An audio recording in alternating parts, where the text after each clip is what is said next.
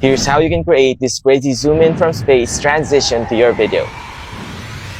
First, search for Google Earth Studio. Click on Try Earth Studio. Fill in the details to sign up, and once done, just click on the link back to the website. Click on the drop-down arrow beside Blank Project and then select Quick Starts. You will then see different templates, and you just need to choose Zoom to and then hit Start. Search for the point you want to be shown on your video and then hit Next on the right side. Then select the altitude or the height that will serve as the starting point, then hit Next. Select the duration of the clip. If you think it's too fast, then add a few seconds to make it slower, then hit Next. Click on Render as the upper right corner of the page. Here you can put a name to your project. If you want to change the dimensions to make it vertical, you need to unlock the aspect ratio first by clicking on that icon in between. Then switch the values to 1080 by 1920. Then hit Submit. It will render your video, which will take a few minutes, and then the file will be sent to the same email you used to register. Once you get the email, just hit download. After that, you can already go to your CapCut app